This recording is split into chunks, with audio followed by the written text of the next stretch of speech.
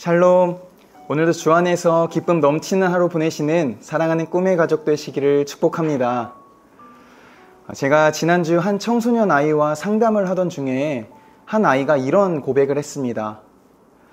저도 정말 열심히 예수님을 믿고 싶은데 증거가 없어서 믿기가 힘들어요.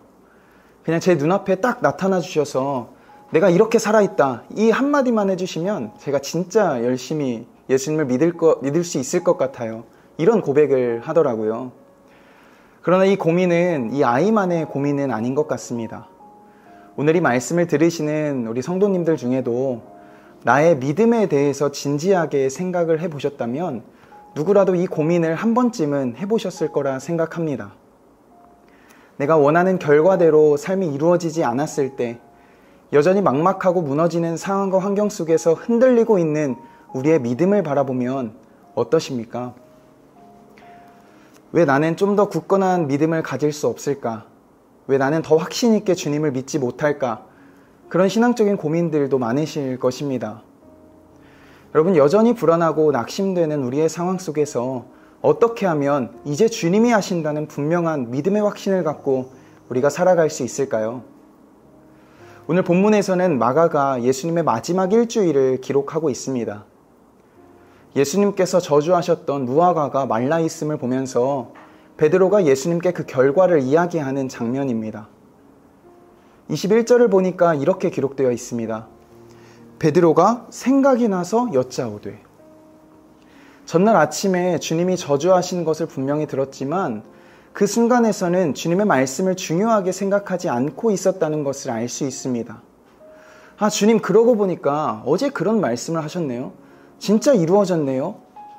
이런 상황들이 그려집니다. 베드로는 주님이 말씀하셨을 때 이루어질 것을 믿지 못했습니다. 왜 그럴까요? 아직 그 결과가 보여지지 않았기 때문이죠. 베드로는 결과로 그의 믿음을 증명하고 있었습니다. 말씀에 대한 확신보다는 결과에 따른 믿음으로 주님과 동행하고 있었다는 거죠. 그러나 그 믿음의 길이 결코 잘못된 길은 아님을 알 수 있는데요. 이후로 주님의 가르침이 그대로 베드로에게 이어졌고 동일한 믿음이 그에게도 심겨졌기 때문입니다. 22절과 24절은 이렇게 기록되어 있습니다. 예수께서 그들에게 대답하여 이르시되 하나님을 믿으라. 그러므로 내가 너희에게 말하노니 무엇이든지 기도하고 구하는 것은 받은 줄로 믿으라. 그리하면 너희에게 그대로 되리라. 베드로의 질문을 통해서 주님은 진짜 믿음에 대해서 말씀하신 거죠. 그래 베드로야, 결과로 믿는 게 중요한 게 아니야. 결과에 대해 믿는 게 중요한 거야. 내가 믿었기 때문에 생긴 결과이든 결과로 먼저 주어졌기 때문에 생긴 믿음이든 주님은 동일하게 베드로에게 말씀하시고 또 가르치시고 또 그 믿음에 믿음을 더하신다는 사실을 우리는 볼 수 있습니다.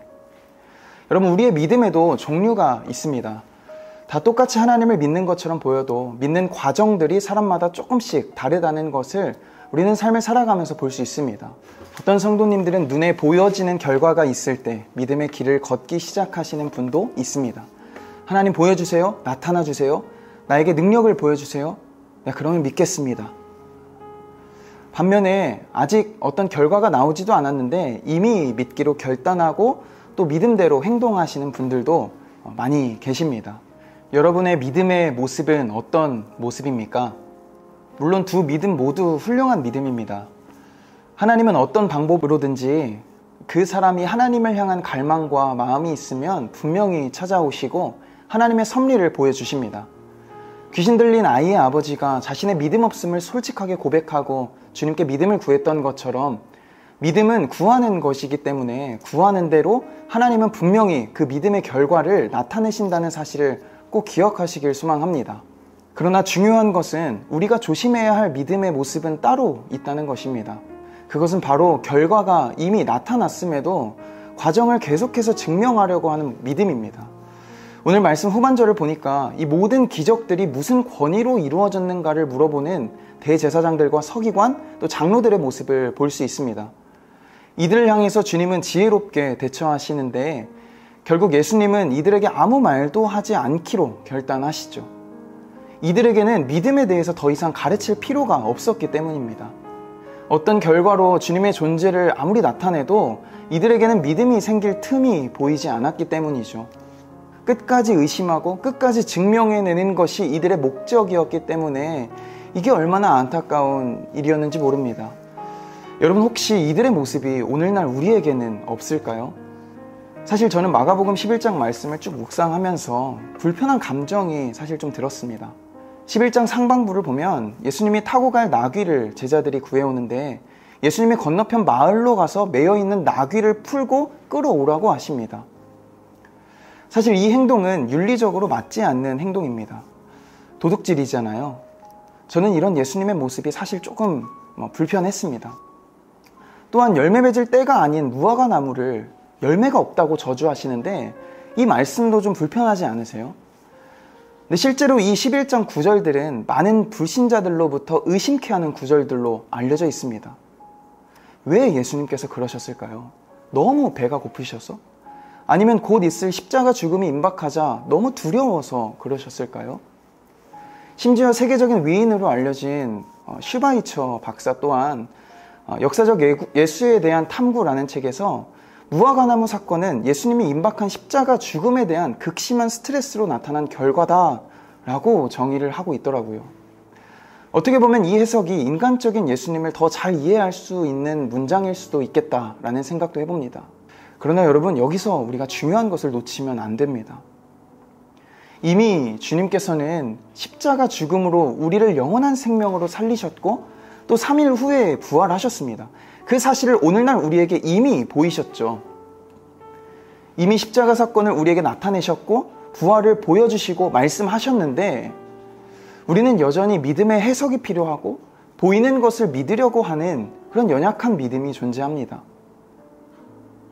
여러분, 그래서 그 모든 생각과 판단의 결과가 나로 하여금 무엇을 얻게 했습니까?